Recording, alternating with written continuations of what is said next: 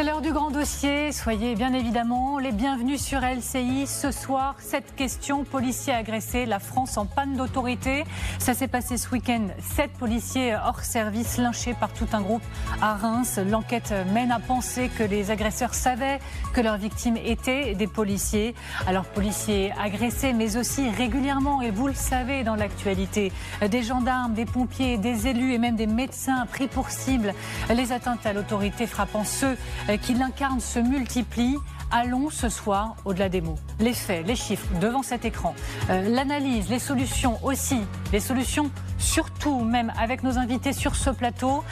Une violence hors norme, gratuite, lynchage, ultra-violence, phénomène inquiétant et ça se reproduit. Écoutez l'alerte, les mots forts du procureur de Reims aujourd'hui. Une violence complètement hors norme et surtout totalement gratuite. C'était un véritable lynchage en règle de tout un groupe d'une ultra-violence. Tous les deux sont très connus des services de police.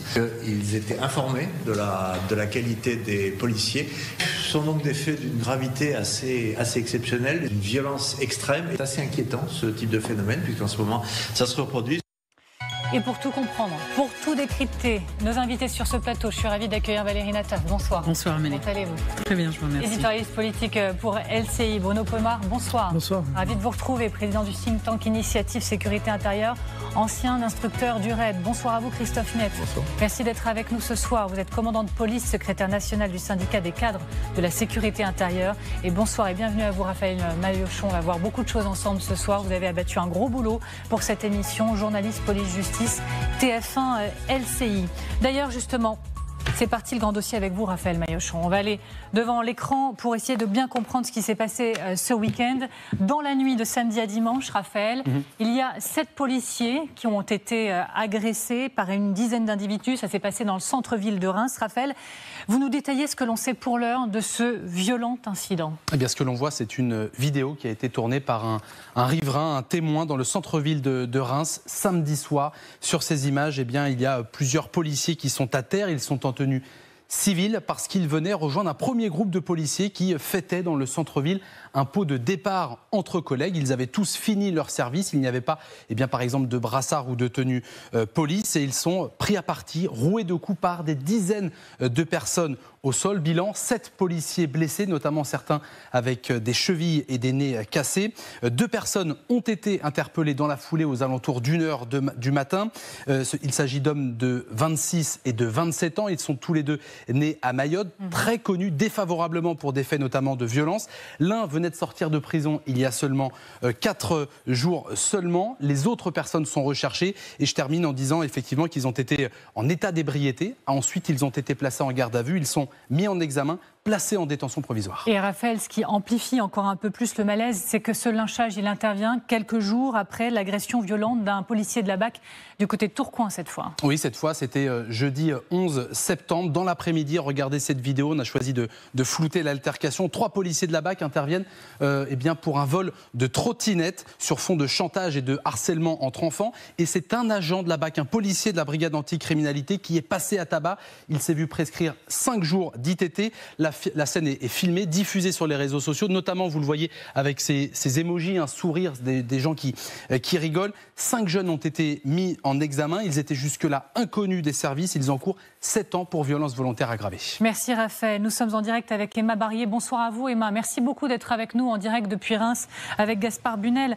Alors Emma, d'après les échanges que vous avez eus avec vos interlocuteurs liés à l'enquête ces dernières heures, que vous disent-ils ? D'une part, pour commencer sur le fait que ces hommes étaient visés pour être des policiers. Oui, effectivement. Bon, déjà, les habitants du quartier, on leur a parlé. Eux, ils nous décrivent un endroit très calme. Ils nous parlent d'une ville sans aucun problème, pas habituée à la violence, encore moins contre des policiers. Pour eux, il s'agit vraiment d'un cas particulier qui s'est déroulé ici et qui était vraiment une attaque ciblée contre des policiers. Et cela va d'ailleurs dans le sens des éléments indiqués par le procureur ce matin. Le procureur affirmait que selon lui, ces individus savaient à qui ils s'en prenaient, connaissaient la profession de ces hommes malgré leur tenue civile. Alors, quels sont les éléments pour étayer ça ? Eh bien déjà, le déroulé de l'agression description. Il parle d'un premier individu qui arrive à bord d'une trottinette, qui les regarde, puis se dirige vers eux. Au même moment, d'autres personnes s'en prennent à ces policiers. Ils sont environ une dizaine en tout. On entend également, c'est ce que disent les policiers, des cris comme « ce sont eux, bien fait, bien mérité ». Et puis les autres éléments qui vont dans ce sens, ce sont les éléments de l'enquête, le profil de ces deux hommes interpellés ce week-end. Le premier venait de sortir de prison tout juste 4 jours avant cet événement. Ce qui laisse penser, en tout cas on peut se poser la question, est-ce qu'il connaissait ces policiers? Est-ce que ces policiers auraient participé à son arrestation? Quant à son frère, puisque ce sont deux hommes frères originaires de Mayotte, eh bien lui aussi ces derniers temps il enchaînait les peines, il est très connu des services de police et donc eh bien, dans l'autre sens on peut se demander si lui aussi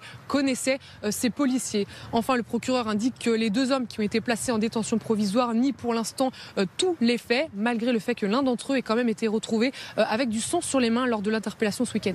Merci beaucoup Emma Barrier avec Gaspard Bunel depuis le terrain, depuis Reims. Alors je me tourne vers vous Christophe Miette. Comment vous qualifiez les choses? Peut-être d'abord ce qui étreint les policiers dans vos rangs. On est à un stade de colère après de tels faits? Il y a plusieurs phases. La première phase, c'est que avant tout une fierté d'être policier, républicain, et ça, c'est chevillé au corps et personne ne pourra nous l'enlever. Après, une colère qui vient immédiatement après, en voyant des collègues blessés quasi tous les jours. Vous le rappeliez dans le reportage, il y a eu Reims, il y a eu Tourcoing, mais tous les jours et chaque année, on a des centaines de collègues qui sont blessés, que ce soit sur des refus d'obtempérer ou autres. Et c'est vrai que on se pose des questions. Il y a une stigmatisation des forces de l'ordre dans cette société de la part de politiques, sans les citer, qui pointent du doigt et qui, entre guillemets, peut légitimer cette violence vis-à-vis des policiers dans notre société. Là, on est dans une société où la violence est omniprésente et l'État doit agir immédiatement avec des réponses fortes pour rétablir l'ordre, pour plus que personne ne puisse toucher des policiers ou autres serviteurs de l'État. Bruno Pomar, sur le terrain, pour vous, il est très clair qu'il y a un accroissement de l'utilisation des policiers, des forces de l'ordre comme cible? Mais totalement. Écoutez, moi je suis rentré en 81 de la police. J'ai jamais connu ça. J'ai été serré, j'ai fait de la patrouille, j'ai fait tout ce que font les policiers de façon traditionnelle. On n'a jamais vu ce niveau de violence. C'est clair et net. On pense que d'abord c'est multifactoriel. Je crois que vous l'avez dit, Christophe, c'est que on n'a plus peur de l'autorité, on n'a plus peur des forces de police. Tout ça nourri évidemment par la France insoumise, il faut le dire catégoriquement. Ça c'est l'élément. Il y a des problématiques d'éducation qui sont évidentes parce que les comportements pareils sont pas toute la jeunesse, mais c'est quand même un certain nombre qui agissent comme ça. On dévalorise la fonction de policier, donc on peut tout se permettre à l'égard des policiers. Les réseaux sociaux qui nourrissent cette violence gratuite, parce que les réseaux sociaux, quand même, ça, quand on regarde certaines images, moi, me choquent. J'en regarde, je suis totalement choqué de voir ce qui se passe. Donc, effectivement, quand vous avez affaire à des esprits un peu décérébrés, comme on en a vu là, eh bien, effectivement, on voit ce type d'action qui se répète. 23 policiers par jour blessés, c'est des milliers par an de policiers et de gendarmes qui sont blessés. De mon temps, je n'ai jamais vu ça. Excusez-moi, ça fait un peu vieux, mais c'est la vérité. Donc, il faut se ressaisir, il faut qu'on trouve des réponses. Les réponses, elles viendront de façon judiciaire, de façon très dure. Si on ne fait pas ça, on n'avancera pas du tout. Vous venez de poser tous les enjeux de cette émission, ce sont tous les fils que nous avons tirés dans les toutes prochaines minutes. Mais Valérie, j'ai une curiosité politique. On n'a pas vu de réaction de Bruno Retailleau, de Gérald Darmanin. Après l'effet de Tourcoing, il y avait eu une forte réaction, déplacement même sur le terrain du ministre de la Justice. Interview accordée, mais depuis Beauvau, à Bruno Retailleau auprès de TF1 LCI. Là, il n'y a même pas un tweet. Alors, c'est vrai qu'on a l'impression qu'il y a une forme d'extinction de voix du côté de la place Beauvau, et c'est assez étonnant après ce qui vient de se passer. Moi, je vais reprendre les mots d'une éditorialiste, une consoeur à nous, Françoise Fressoz, dans Le Monde, qui dit que en ce moment, sur l'action publique, il est temps d'avoir une indispensable modestie. Et je crois que pour le ministre de l'Intérieur, cette indispensable modestie s'exprime très silencieusement aujourd'hui. Alors, je voudrais qu'on s'arrête vraiment sur les chiffres. Raphaël, je le disais, vous avez travaillé sur le sujet toute la journée. Regardons ensemble les chiffres, le nombre de policiers agressés ou blessés. Vous voulez nous présenter peut-être la courbe qu'on va voir s'afficher? Voilà. Oui, voilà, c'est une courbe qui est en nette hausse, on le voit, depuis 2022 jusqu'à 2024, avec en point d'orgue l'année dernière 6213 policiers agressés ou blessés chaque jour. Si on fait le détail, ça fait 17 forces de l'ordre blessées chaque jour en France. Ça, c'est un chiffre que vous avez identifié aujourd'hui, 17 policiers blessés par jour dans notre pays. L'année dernière. dans notre pays l'année dernière. Frédéric Ploquin, bonjour et merci beaucoup d'être avec nous. Vous êtes spécialiste de la criminalité organisée. Vous êtes le co-auteur du livre à paraître Insécurité, stop à la descente aux enfers. C'est aux éditions Fayard. Ça sortira le 1er octobre prochain. C'est présenté comme une enquête choc sur cette insécurité dans le pays. Frédéric Ploquin, selon vous, je vous cite, derrière les discours officiels, la réalité est brutale. La réalité, dans le cas présent, l'agression de policiers, est-elle bien plus dégradée que ce que l'on dit dans les discours officiels? Écoutez, je n'ai pas l'impression que l'actuel ministre de l'Intérieur soit dans la dénégation des faits, ce qui est plutôt sain. Et ce qui n'a pas toujours été le cas de tous les ministres de l'Intérieur. C'est une lente, pour moi, qui observe ces phénomènes depuis plusieurs décennies, c'est une très lente mais régulière progression de l'agressivité des agressions contre les policiers, puis une modification aussi de ces, on va dire, de ces agressions. On a eu une période très très chargée à un moment donné avec les attentats islamistes où en gros tout policier était d'abord une cible. Et d'ailleurs c'est à cette époque-là, je le rappelle, qu'on avait équipé les policiers d'armes de guerre, etc. Donc il y a eu cette séquence qui n'était pas tout à fait anodine avec ces 2 policiers qui avaient été retrouvés assassinés chez eux à leur domicile. Donc l'intrusion, on va dire, de terrorisme jusque dans le domicile des policiers, ça c'était une séquence bien identifiée après la série d'attentats dont la France a été victime. Après, on a eu une deuxième série, on va dire, d'agressions autour d'un certain nombre de manifestations chaotiques où on avait une frange de l'ultra-gauche qui théorisait, elle aussi, qui théorisait littéralement l'agression de policiers et qui en faisait un outil de communication et qui taguait sur tous les murs de Paris. Je me souviens très bien de l'avoir vu, en gros, un bon flic est un flic mort. Je rappelle quand même ça. Donc là on a plutôt, je viens d'évoquer 2 types d'agressions qui ont des mobiles, entre guillemets, soit politiques, soit religieux. Mais là, on a affaire à autre chose. On a affaire à une génération, on va dire, que ce soit à Tourcoing avec ces mineurs qui ont agressé un policier de la brigade anticriminalité ou avec cette affaire à Reims. On a affaire à une jeune génération qui, elle, veut bouffer du flic. Ce sont des jeunes qui ont grandi dans l'agression régulière, plus ou moins, on va dire, dramatique, plus ou moins relayée par les médias, plus ou moins, et rarement sanctionnée par la justice, qui ont grandi depuis qu'ils ont 12-13 ans jusqu'à leurs 20 années, qui ont grandi dans cette espèce de sentiment d'impunité. Le policier, au quotidien, je parle, le policier, on pouvait lui cracher dessus, l'insulter, etc. Il ripostait, mais pas trop. Et puis la justice, malheureusement, dans bien des cas, à cause justement du nombre, de l'effet massif de ces agressions, la justice ne sanctionnait pas toujours, pas réellement, ça dépendait des endroits, des départements. Donc on a cette génération qui arrive aujourd'hui à maturité et on a des faits comme ceux-là qui se produisent qui sont particulièrement choquants. On voit des jeunes se comporter, on va dire, un peu comme des membres de gangs ultra-violents qui passeraient leur journée à charcuter leurs concurrents, etc. Puis tout d'un coup, on voit des policiers finalement... Il n'y a pas chez eux cette barrière qu'il y avait autrefois chez les voyous qui se disaient, bon... je réfléchis un peu quand même avant de taper un policier, avant de lui tirer dessus, parce que peut-être que derrière, je vais faire de la prison à perpétuité. Il n'y a pas cet apprentissage comme ça de la punité, ce sentiment d'impunité qui semble les protéger. Alors, j'ajoute un élément, on reste ensemble Frédéric Ploquin, mais là, ils étaient sans uniforme ce week-end. C'est ça qui interpelle aussi particulièrement. Ils étaient sans uniforme, ils faisaient la fête entre eux, hors service, et ils ont été pris pour cible malgré tout. Ça, vous l'analysez comment? Vous le regardez comment? Quand vous échangez entre vous? Quand on échange entre nous, déjà faire très attention parce que c'est vrai que, j'allais dire, même sans avoir l'uniforme, on porte le fait qu'on est policier par les regards, par nos attitudes. Et c'est vrai qu'on est facilement repérable. Une parole qui peut être échangée, qui peut être très, très vite compris et nous identifiant comme policiers. Vous avez peur, même dans votre vie privée, de montrer que vous êtes policier, que ça se voit dans certaines situations? Est-ce qu'il vous est même arrivé de le dissimuler par crainte d'être la cible? Peur, on ne veut on peut pas aller jusqu'à là, mais dire qu'on fait de plus en plus attention et qu'on dissimule les domiciles personnels, oui, c'est une certitude.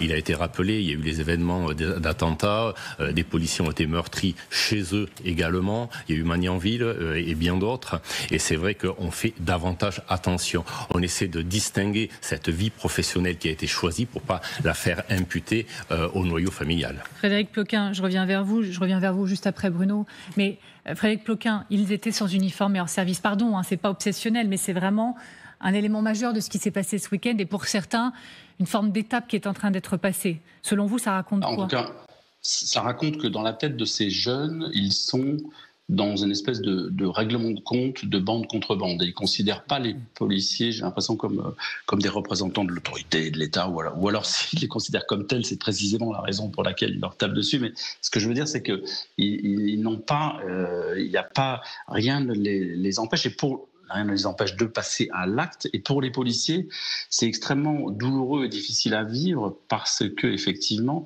s'il n'y a plus de barrières, ce qui a été le cas dans un certain nombre de quartiers où on a déjà eu des policiers qui ont été agressés alors qu'ils faisaient leurs courses au supermarché, alors qu'ils allaient chercher leurs gamins à l'école. On a déjà eu ces dernières années cette espèce de tentative qui est totalement contre-productive de dissimuler le policier, alors qu'on a besoin précisément du policier on a besoin que nos policiers se montrent dans la rue pour précisément inspirer le respect, établir l'ordre. Vous savez, le policier, le ministre de l'Intérieur a besoin et la société a besoin qu'on les voie précisément. Parce que leur simple passage, leur simple ronde, leur simple passage dans un quartier, normalement, est un rappel à l'ordre, on va dire. Donc là, tout d'un coup, on a ce rapport de force que ces jeunes voudraient inverser en leur disant « mais vous êtes à notre merci à tout moment ». Et j'imagine que tous les policiers ne vont pas à un pot de départ avec leur arme à feu, mais ça aurait pu être le cas. Et on imagine qu'une telle scène, il suffit qu'il y ait un peu trop de panique, que quelqu'un panique, ce qui serait d'ailleurs pas forcément illégitime, qu'il y ait un coup de feu qui parte, et vous voyez bien que ce type de scène peut totalement dégénérer et se terminer extrêmement mal. Bruno Pomar. Ce qui est déjà le cas, mais se terminer par un mort. Pour continuer à ce que dit Frédéric Ploquin, effectivement, tout le monde espérerait revoir, parce qu'on en parle beaucoup, cette fameuse police de proximité. On n'est plus dans ce débat du tout, pour l'instant. Pour l'instant, parce que je ne suis pas contre sur l'idée. Le problème, c'est qu'il faut remettre tout à plat. Et pour remettre tout à plat, ça demande non seulement des effectifs considérables, mais vous l'avez dit, on en manque. Donc ne faut-il pas, dans certains quartiers, moi je le soutiens, j'ai fait une tribune il y a peu de temps sur ce sujet, évidemment ça élève des voix, ce n'est pas contre notre police, bien au contraire, mais pourquoi ne pas choisir ces fameux quartiers de reconquête républicaine où on a le plus de problématiques et y mettre l'armée avec la police pour pouvoir travailler à la sécurisation, c'est-à-dire avoir, ce que dit Frédéric Ploquin, des policiers sur le terrain à patrouiller pour rassurer la population, pour nous rassurer à nous tous, et ensuite faire travailler derrière les polices spécialisées sur les trafics de stupes, trafics de proxénétisme, etc. Moi, je pense qu'on doit en arriver là. Je vous rappelle qu'en Belgique, on est en train de mettre un plan en place sur des patrouilles police militaire. Raphaël Maillochon, selon vos informations, c'est une idée qui commence à prendre un peu d'ampleur, l'utilisation de l'armée pour essayer de sécuriser un peu. C'est une idée en tout cas qui effectivement dans les couloirs de Beauvau fait réagir. Après elle est très ambivalente, c'est-à-dire vous avez les pros qui vous disent effectivement intégrer l'armée, pourquoi pas dans les quartiers, puis vous avez ceux qui idéologiquement et depuis toujours sont contre. Allez-y, oui. Qu'est-ce que vous en pensez en tant que commandant de police, secrétaire national du syndicat des cadres de la sécurité intérieure ? Avant d'envoyer l'armée, je pense qu'il y a d'autres...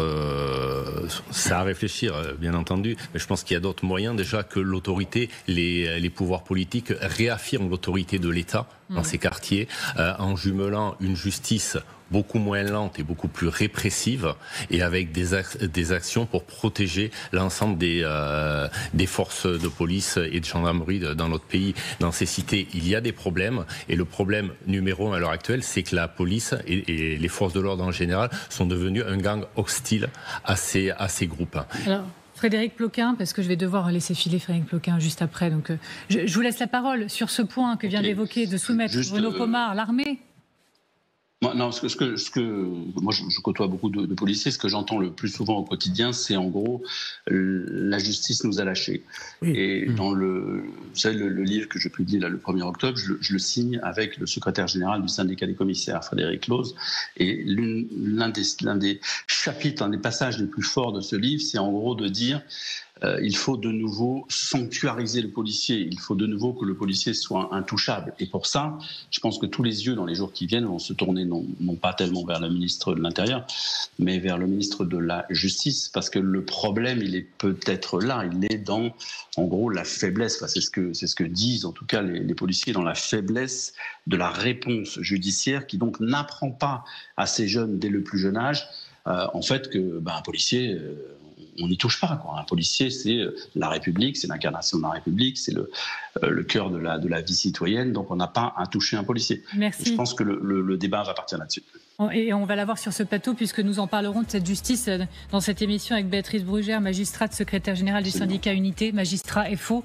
Je vous remercie, vous, en tout cas Frédéric Ploquin, d'avoir été avec nous. Je rappelle votre livre qui va sortir le 1er octobre, Insécurité, stop à la descente aux enfers, aux éditions Fayard.